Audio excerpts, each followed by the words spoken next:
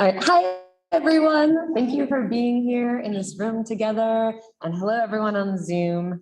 Welcome back if you've been joining us for assembly throughout the course of the day.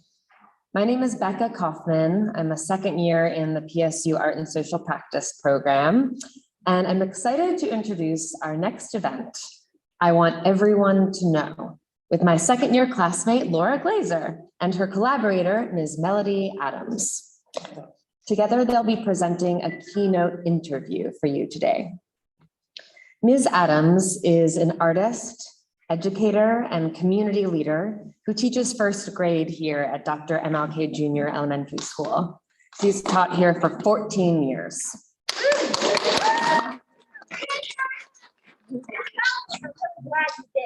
Thank you. Thank you. But I think you forgot it. Yeah. This is what I create. The comedy genius.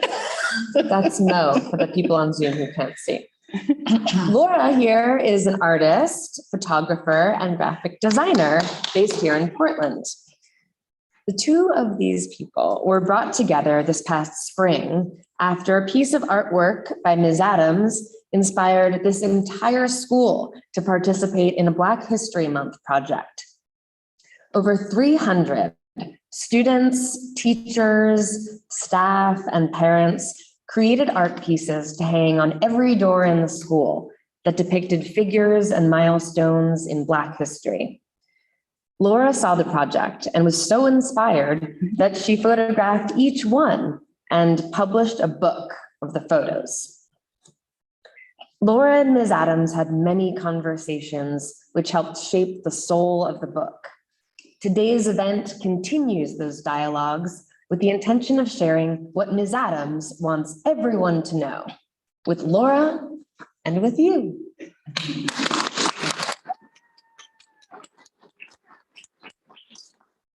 Thank you, Becca, and thank you everyone joining us in person and in the internet world. Becca did a great job explaining how we came together, and making this book was really a labor of love, and the love really came from the conversations that Ms. Adams and I had in her classroom, at Starbucks, on the phone. It's only been a couple of months that we've been talking, but it seems like a lot longer because she has shared so much with me, and it's really hard for me to keep information that's so important to myself. I'm compelled to find a way to share it, which is what has brought us all here together today. When we talked about how to start this, Ms. Adams said, well, it started with ideas. And I think that's a really great way for us to begin this conversation. The first question, I was wondering if you wanted to talk about how you got started with the Black History Month Doors project. Well, I've been here, like we introduced, for 14 years, and the history of Dr. Martin Luther King Jr. School, this community was known for celebrating Dr. King because we're a namesake school. We were actually the first school in the nation to be named after Dr. King after his assassination. That's another thing I want everyone to know, because a lot of people don't know it and didn't know it until we celebrated the 50-year anniversary in 2018. So that being said, I just felt like we could do a better job honoring Dr. King, being more intentional about it, and also honoring Black history and influential people in Black history. So the DOOR project came about when we're all busy teachers. We do lots of projects and there's all kinds of pressure, on us to do various things. So I wanted to make sure that I had plenty of time to do something intentional, and that was, really going to be honoring someone in Black history. So I had decided I would do Ruby Bridges, as she is today, because she was such an icon, influential person in history, and really changed the fabric of our history around education with Brown versus the Board of Education and ending segregation in schools. And so I started early doing her portrait. I really didn't even have the materials. And honestly, I just discovered that I'm an artist. I never knew I had that in me. And in fact, Michael was one of the people who walked by one day when my portrait was in its early stages. And he was very surprised. I was doing it with my door open, little by little after school when everyone was gone. And then I just decided, well, I wonder if other teachers would be interested in doing this project also. So I wanted to also approach them and ask them early to give them time to think about it. And lo and behold, like everyone participated, and there was just a buzz around our school. I sent out an email to the principal with links, giving people ideas and also offering help if they needed it. I'm not the first person who has done doors, you know, for Black history or anything else. But I thought maybe just doing a door might be something that people would feel not so pressured about. And then also teaching my students about Ruby Bridges was very key and important. They're first graders, and Ruby Bridges was a first grader when she became famous, going to school every day, being met with so much opposition. And she was just so brave. And teaching about Ruby Bridges to my students, they were just blown away, like, wow, she was 6, I'm 6, you know, and she did. I had the opportunity to meet Ruby Bridges.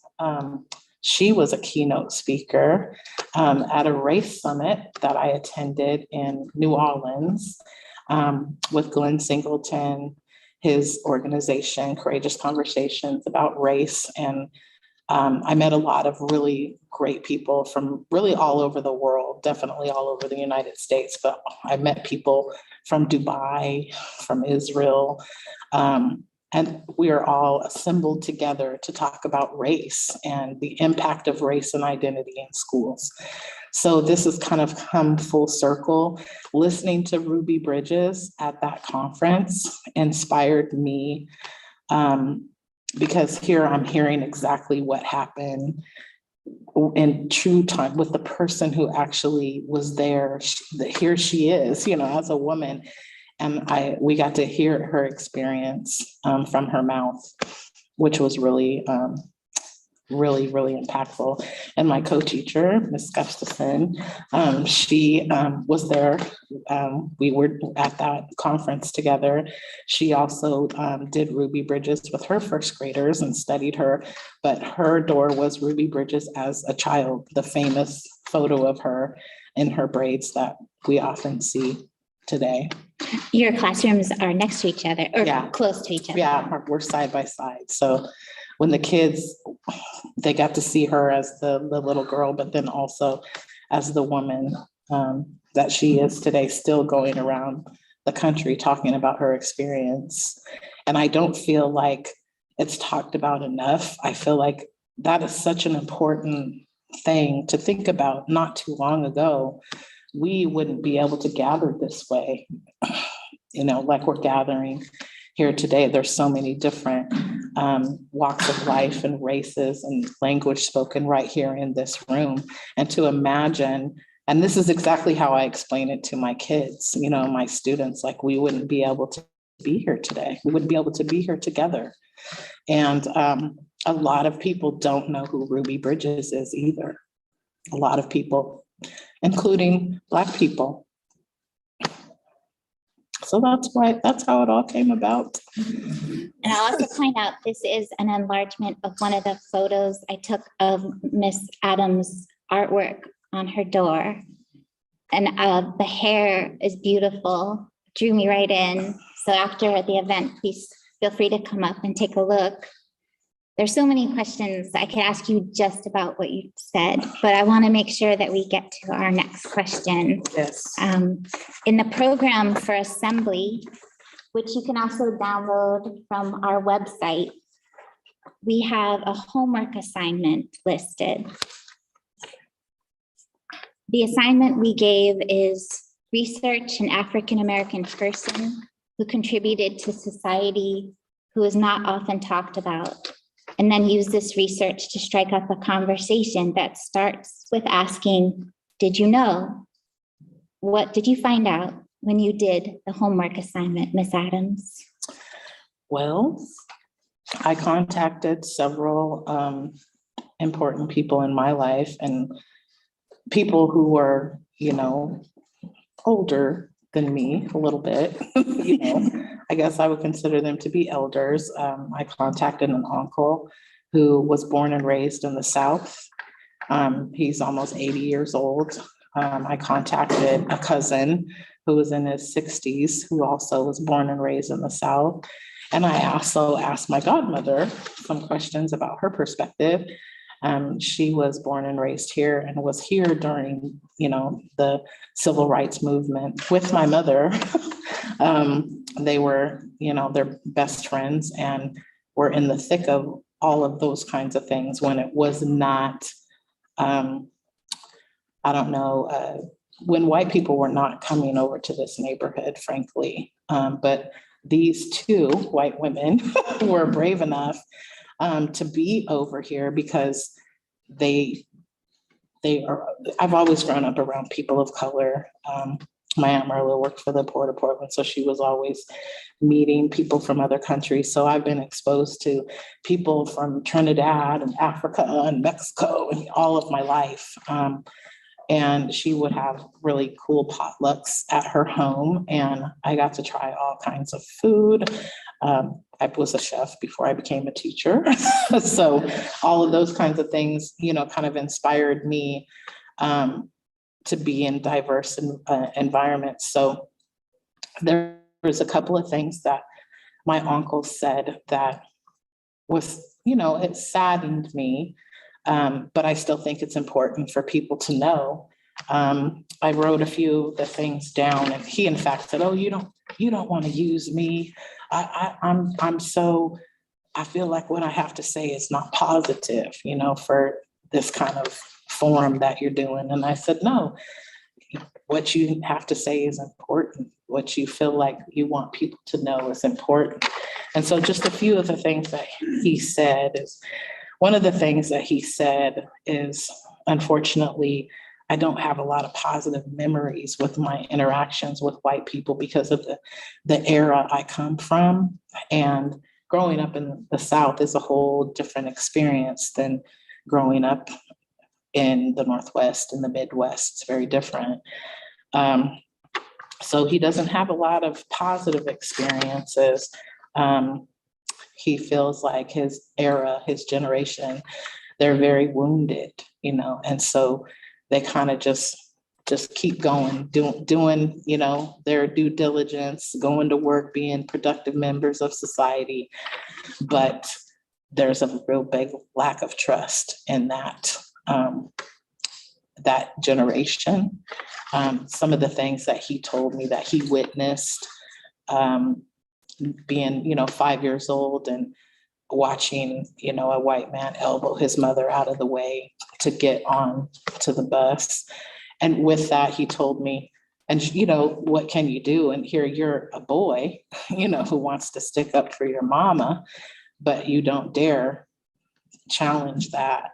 But what was kind of funny, the man had a cigarette in his mouth when he was doing that, and one of the embers dropped and set his pants on fire. That's funny. That sounds amazing for his pants. He's like, I don't care about these pants. I'm just gonna let this little bit of ash settle on it. Oh, I'm gonna die. I'm gonna die. So Hey, my legs. that was kind of, appropriate, I guess, for what he did. So he also said he just doesn't, he really does not feel like African Americans truly have equal rights in this country. And we talked a little bit about the new Jim Crow. I don't know if people are familiar with that book.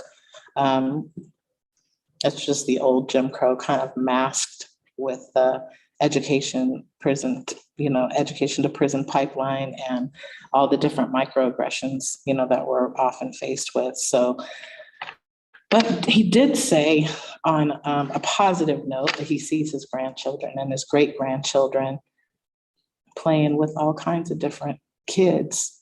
And that's something that he didn't get to experience when he was that age. So I think in some ways he's hopeful.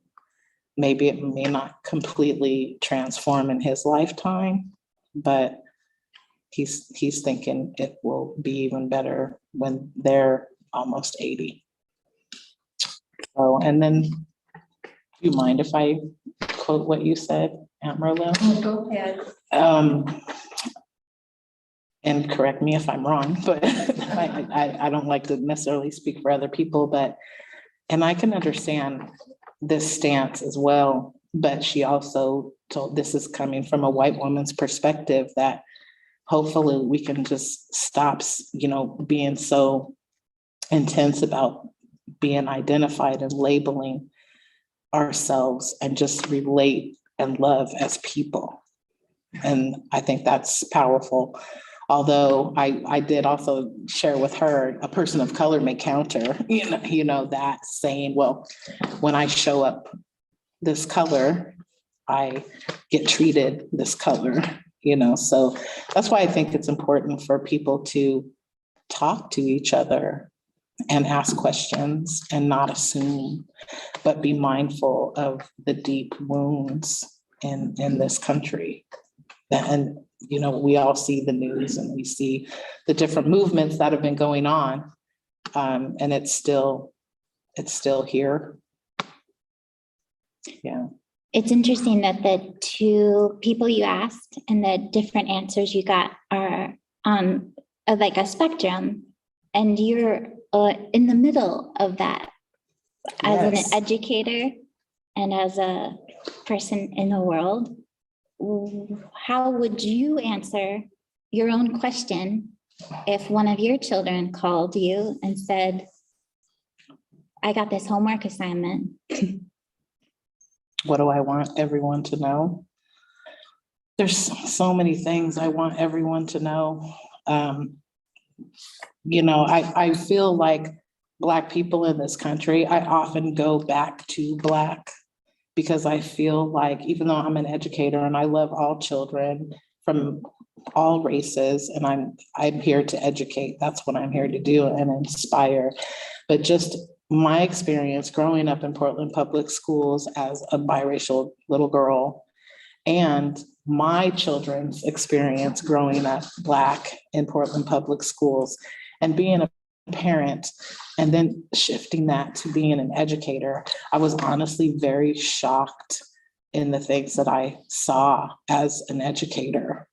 I expected to see a lot more inclusion, and unfortunately, often what I get, because I'm so fair, is I get white people feeling very comfortable to say exactly what they want to say, because they don't see me as, they've even said, well, I don't see you as Black, which is very offensive, because I've been identifying myself as a Black woman since I entered kindergarten, when I went to Helen Gordon at Portland State University, when my mother registered me there, and she asked me, well, they're asking what you are. We have these options, and that's changed today. You can identify as whatever you want, and it's encouraged. But she looked at me as this little girl and said, well, what do you want to say what you are?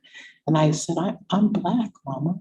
And no one told me per se that that's what I was, but that's how I identify, and I always have. So I would definitely want people to understand, when I'm doing this work, I'm very passionate about equity and inclusion in general. It's something that I've been really gravitating towards since I've become an educator. And when we're doing race talks with Glenn Singleton and his whole framework of courageous conversation, which is great and very powerful, one of the things that I did not accept was our working definition of race. That race is defined by the color of your skin. So that means that when people look at me, or even look at my grandchildren who are on the albino spectrum and who have blonde hair and blue eyes, but have Black parents, that means you're telling me that we're not Black. And I think Black is not just about, I think what has happened in this country with society and how Black people have been treated is kind of what has forced people to label themselves as such, because I feel like being Black has more to do with what's going on inside and your culture and traditions and what speaks to you. Because my experience, so what I would want everyone to know is like, we're a rainbow of people. And if you look up here at this art piece that was installed here, those are all the shades of people that are, of children that attend this school. And for one, I don't see any Black up there, first of all.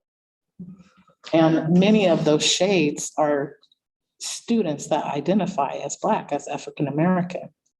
And so do my grandchildren. I think I shared with you, my grandson, who is my color, he's graduating from kindergarten this year on June 15th. And he drew himself as brown because that's how he sees himself. And so I just encourage people to don't assume and have those conversations. I've been in race talks and facilitated race talks, mainly to help people feel comfortable about talking about race, but also to be mindful of the wounds. They run super deep. And I've even had people compare me. Oh, I'm darker than you. I'm white. I'm darker than you. That's offensive, to me. So I feel like ask people, and that's what promotes this homework assignment. Have conversations, talk to people, dialogue, and ask Black people, what do you want people to know about your people or about you? We have questions, so I'm going to keep going with but it's hard not to sidetrack. Plus, I wanted, if people have questions, I'd like to give them that opportunity. There was something else that we talked about, wanting everyone to know as part of our event today. I'm seeing here in our notes that I don't want to miss out on. Do you want to go into that? Yes, I was going to also, that kind of pairs with what my cousin was telling me. He sent me, when I asked him, hey, what do you want people to know? He couldn't answer it right away. And in fact, several people couldn't answer it right away. They felt like they needed some time to really think about that. And so some of the things that he said are along the lines of what I said. And I feel like, especially just in general, from my experience in education, I always heard about, Aristotle and Darwin and, George Washington, Edgar Allan Poe, all these really, wonderful philosophers and poets and artists and things.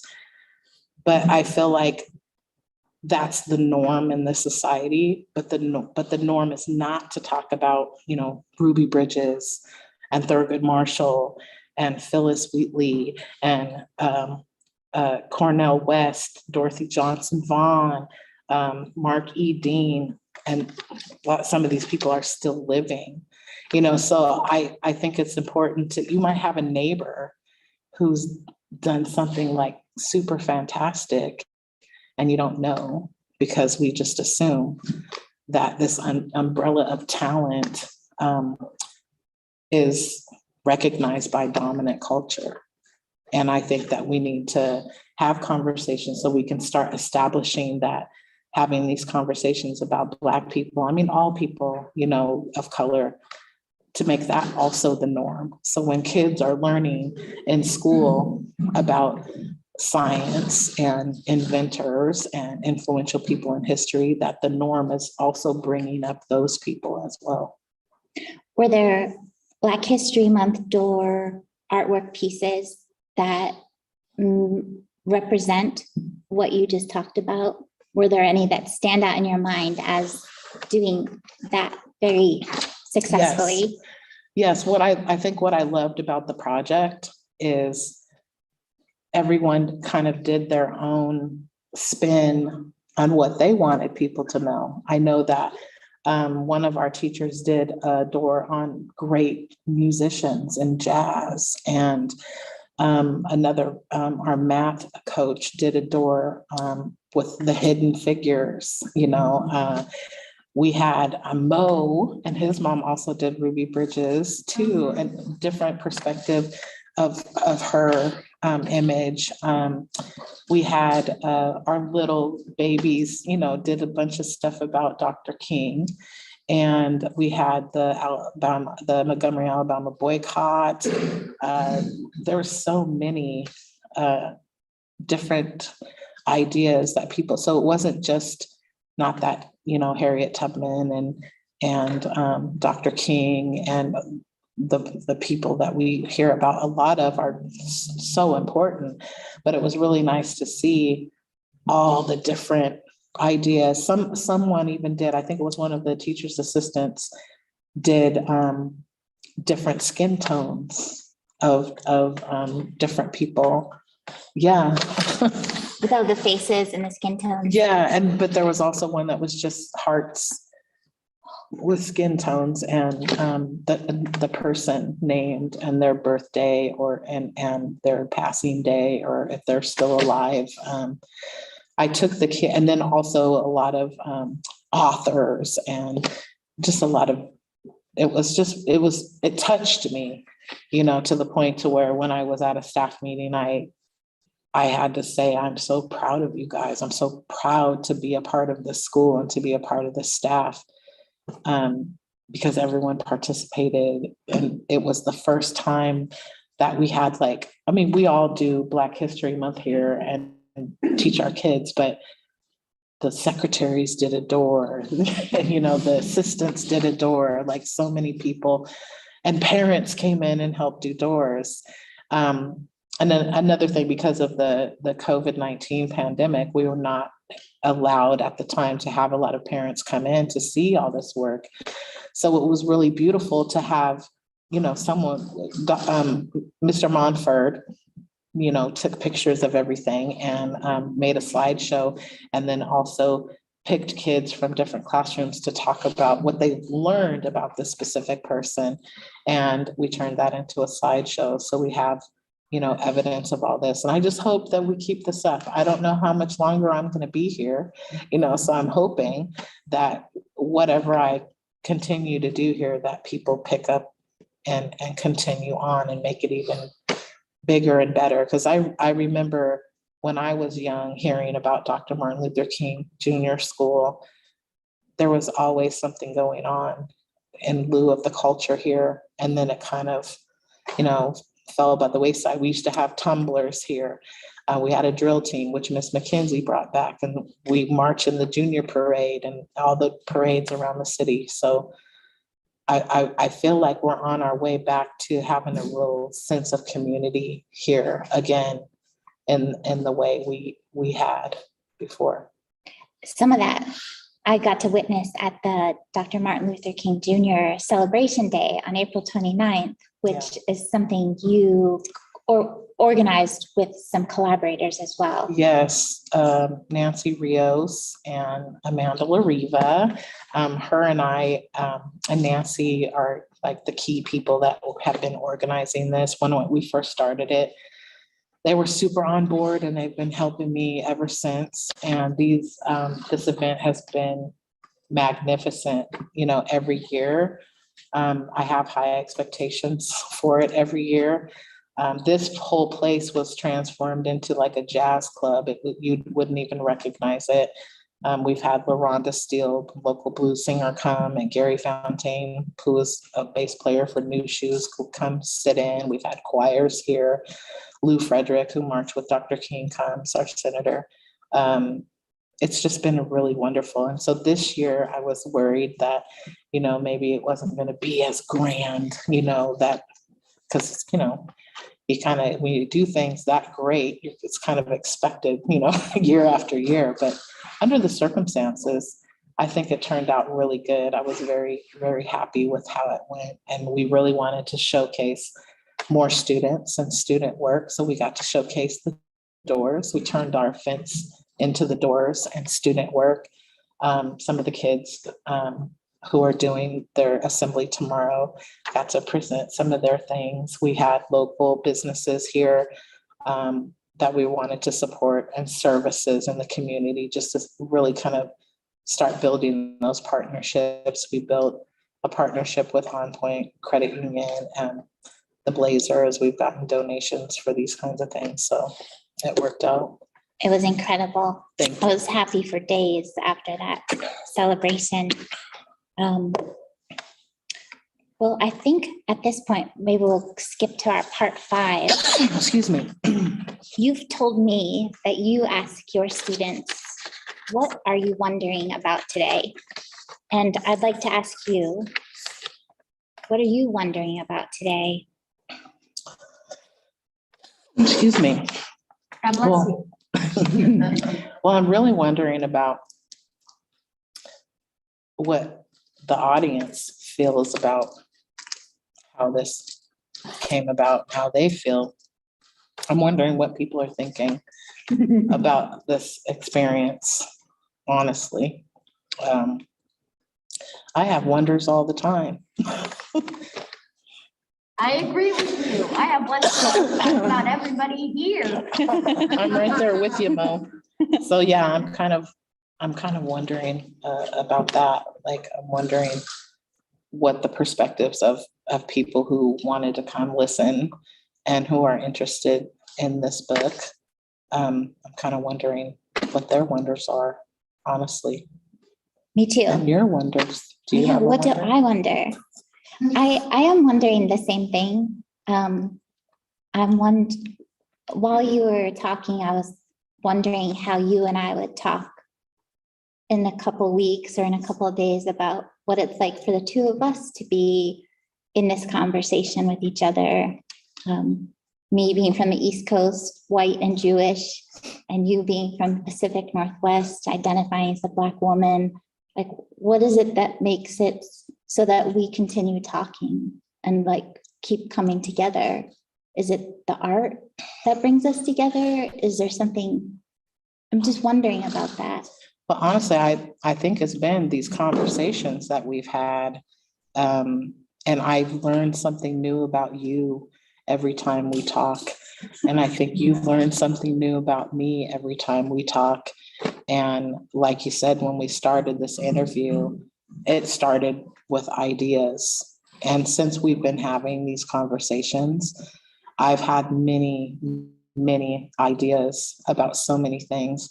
And also even questioning what direction I want to go in my life. And I'm feeling pulled more to art and pulled more to speaking, which I didn't think I would be that interested in doing. And I was kind of nervous when I was thinking about doing this, but I'm not nervous at all. It's making me feel like maybe this is kind of something that I'm supposed to do. And I really love the fact, some of the things that I've learned about you. I think that you are a very interesting person, and I want to know more. I think it's so cool that you're from the East Coast and all these things that you've done and have accomplished. Like, I think I've told you several times, I don't think I'm that interesting enough to have an assembly and to be a keynote speaker. And evidently I am. You are. So, I've always said, because I was a young mother and I've just really focused on my kids and not really focused on myself. I don't have to worry about my kids anymore. I've always said that my kids are the best thing that I've ever done. And I still feel that way so far, but I'm on my way to do even bigger, better things. No offense, son. But I feel like I've produced great adults, great people. I admire my kids for who they are. And I've given them the freedoms to even question me about some of the things that I have said, over the years, with my being uncomfortable about microaggressions and things that have happened to me. like being compared and why would you identify as Black and things like that. And so I'm just excited to see, you know, where their life is headed. They're doing great things, and I feel like I'm on my way to do great things. I'm 51 years old. When I turned 50, I told myself, I want to do something really cool for my 50th birthday. I want to go somewhere. And I wanted to go to New Orleans because I love it there. And when I go there, I feel at home. I feel like there's so many people there that look like me and don't make me feel like I don't belong. They more make me feel like I'm just another sister, cousin, you know, whatever, because there's that Creole mix there. And you can be in a family where there's a dark-skinned person. I mean, you can have that here as well. But it's just the sense of how it makes me feel. Like Maya Angelou says, you know, people may forget what you said, but they remember how you made them feel. And that's really powerful. And I think I gravitate towards, you know, going to New Orleans. Plus, it's a lot of fun if you've never been there. A lot of culture there. But I had the opportunity to travel to Africa. And I've never been out of the country in my whole 50 years. My kids have been out of the country before me, you know, they experienced it. And I went for several reasons. And one of the reasons that I went was because we often hear about the Black struggle in America and the slave story in America. And I wanted to get back to the origin of Black people. And that's one thing that drew me there, to know where we came from. And there's so many places. I mean, Africa is huge, but it was a great experience, and I'm going again, and I want to go again. And I just want to travel. I think travel is super important for everyone. I recommend for everyone to travel. I think travel is an education. It's really part of education. And I really encourage that. And I'm hoping, one of my dreams is to start a nonprofit so I can take kids, Black kids, to Africa. I think that's really important for them to be able to, Black people, everybody, white people, I think everyone needs to go. I think it's super important for this country because of the history here. I'd like to open up to the wonders of the audience. Me too. Wonder number one. Mo, do you want to come a little close so the Zoom folks can hear you too?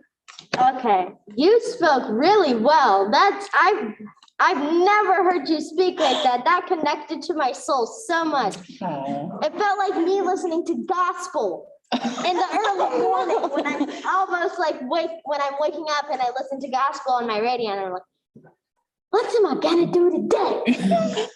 Well, that is, I think, one of the best compliments I've ever had, Mo. And I was wondering, I heard you say George Washington while you were talking, and that made me think, we've been learning about the Revolutionary War in my class. So while we were learning about that, they were talking a whole lot about how George Washington, the goody guy who rescued America. Well, guess what? The person who did the Constitution, guess what he said? All men are free. They have liberty, blah, blah, blah. That ain't true. Preach, Mo. That ain't true. What he got? He owned like almost 100 slaves. And that's what I find so weird, that all these scuffed up white men were in history who were said, hey, all men are free. Guess what the British said to that? They said, sir, then why don't you just release your slaves? That all men are free. We ain't talking about the slaves, we're talking about us. Us scuffed up white men. Hey, Mo, Mo. was Ms. Adams ever your teacher? She was my teacher when I was in the first grade, and she taught me a whole lot. She molded me into this smart young child. Thank you, Mo. My question was, did you ever tell your students that most of the people in history, such as George Washington, they weren't also goody-goody as they were perceived in textbooks, such as the one that usually was used in the 90s that was said the slaves partnered up with the British so they could take over the American colonies. Well, you were my student, Mo, and you know that we talked very openly about race. But when you're in first grade, there's certain ways that you want to frame things. So, but you know, we were very open and honest about race and differences and making people in our community, in our classroom community, feel comfortable. And so I probably would have directed you to have some more of those intense conversations with your families, because I also have a responsibility as an educator to be careful not to put my personal views on my students. And that's what's very weird for me about the educational department is that they did that the entire time the educational department was around. It's They weird put for their me too, personal Mo. opinion. They're like, okay, here we go. This is what's going to happen today. I'm gonna shove my personal opinion into your ears. No. That's exactly what it was. So Mo, let me tell you, I'm very proud of you. And if all my students can be this boisterous and share their opinions and not be afraid to talk and speak their truth, I have accomplished something. Yes, that's true. That's right. They're all gonna end up saying, "Hi, I'm the new Dr. Martin Luther King Jr.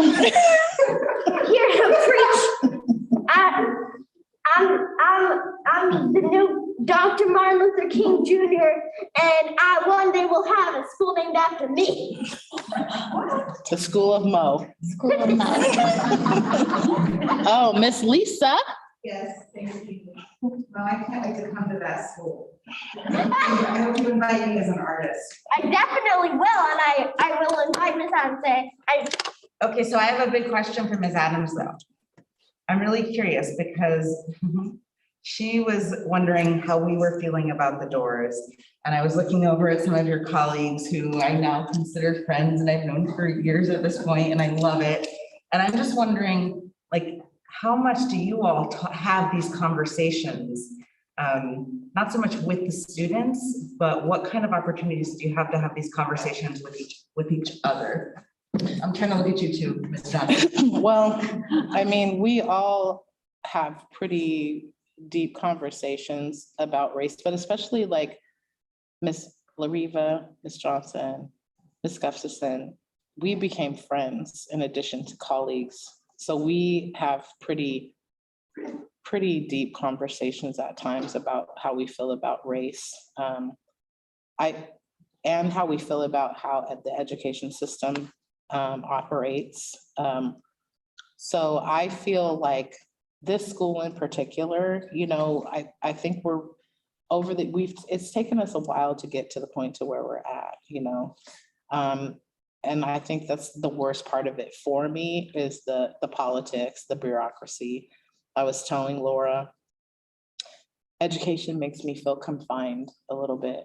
You know, being in this system makes me feel a little bit confined, that I don't get to completely speak my truth because it's dangerous.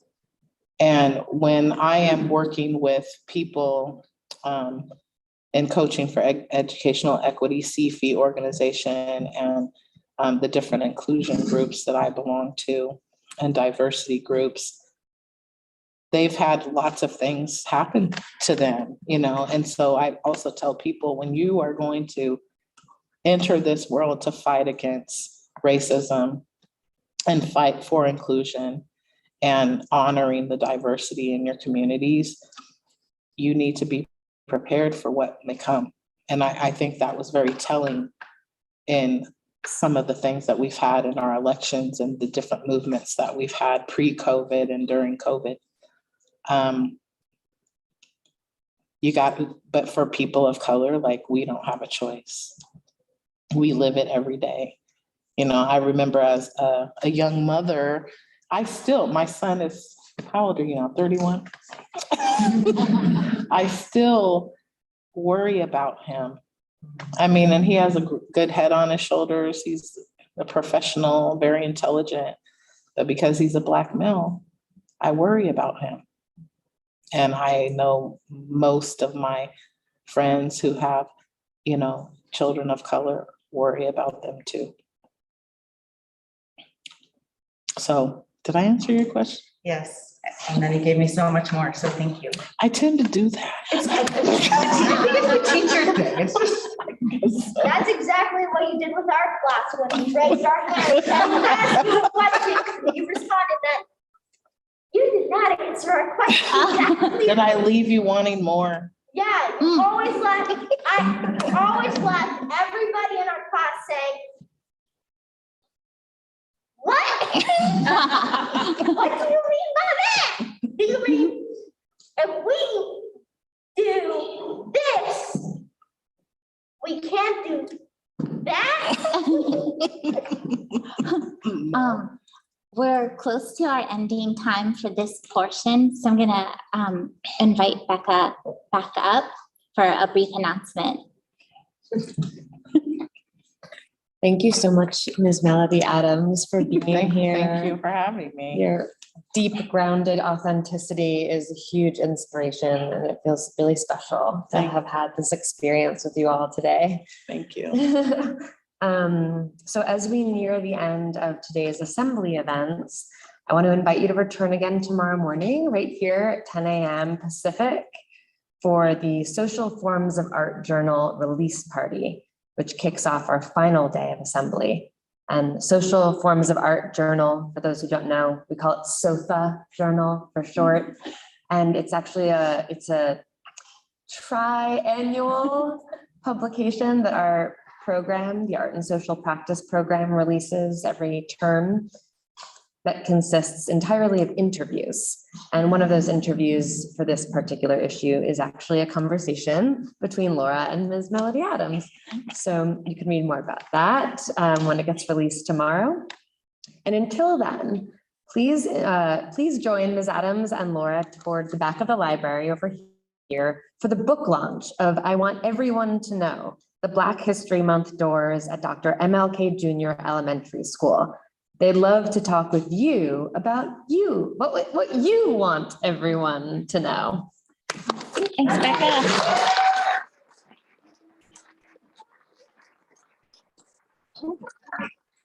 just want to mention something that you might not know about Melodie. She had a little bit of woe in her when she was little. And it was amazing. She was amazing. And from the time she was really little, she is exposed to people from all over the world, like she mentioned. And when she was 2, we had a girl from Trinidad who got married in Washington Park. And I don't know if you remember this, Melodie, but you joined her on stage and in every wedding photo. And, but you never were shy, ever. You always expressed yourself, and it was such a pleasure. Thank you. Thank you. Yes. Something that I learned when I was with you in first grade is I learned you spoke freely, and you actually taught us we don't have to live in the shadows, and we don't have to stay put and don't have to share our opinion. We can share our opinion whenever we please. We can go to the Lido Korea and say, hey, I don't like you. And then you can go up, or you can go up to Dr. Obama and say, I like it. And then you can go up to the meanest person in the world and say, and need to stop being so mean. That's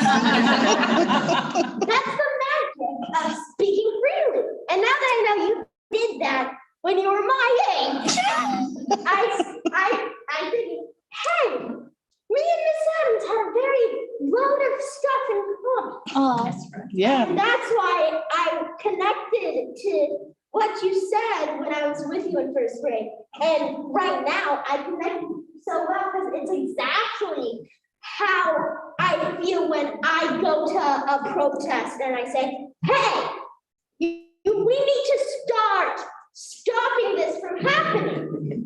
That is why it's so important to speak out loud. Everybody is entitled to their opinion. that's And right. even if the Black African-American people are discriminated for saying, hey, I don't like Donald Trump. Hey, I'm not such a big fan of. Oh, we're gonna be here all day on that note, though. But one of the things that I wanted to also share that we had in common when I was little, we had the same hair. We had those beautiful curls, yeah. talking over at the refreshments table. Please join us. Books will be available, drinks and cupcakes. Thank you.